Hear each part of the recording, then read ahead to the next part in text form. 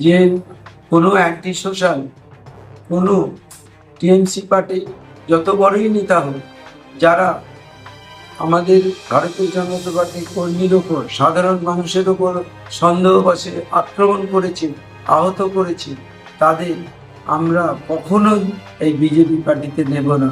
এটা আমাদের প্রত্যেকের অঙ্গীকার। আমরা সাধারণ মানুষকে, যারা নতুনভাবে আকৃষ্ট হয়েছে বিজেপির প্রতি, তারা জয়েন হবে, সেটার জন্য একটা কমিটি আছে এবং রাজ্য এবং আমাদের জেলার মাধ্যমে তাদের জয়েন করানো হবে।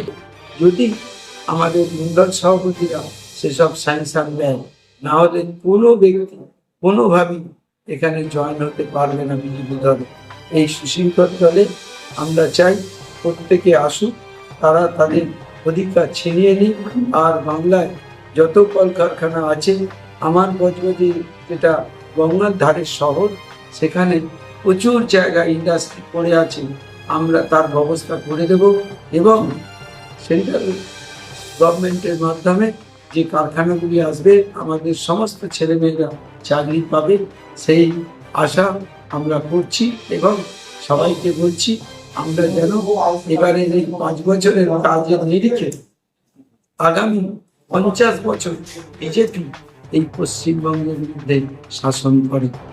সরকারে আসার আগে যারা গুন্ডা বাহিনী ছিল, যে সমস্ত অত্যাচারী নেতারা ছিল, যারা আমাদের বিজেপি কর্মীদের উপর অত্যাচার করেছে, বিজেপি কর্মীদের মারধর করেছে, তাদের হাত মুঠো কেড়ে নিয়েছে, আমরা সেই সমস্ত নেতৃত্ব বা গুন্ডাদেরকে আমরা দলে প্রবেশ করাবো না।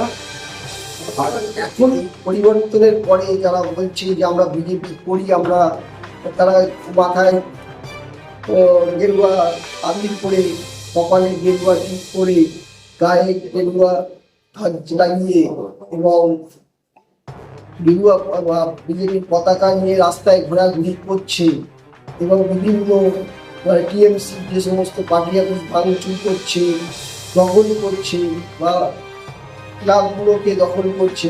এটা বিজেপির কোনো কালচার নয়। আর বিজেপিটাকে করতে দেওয়ার জন্য তাদের কোনো অনুমতি দেয়নি।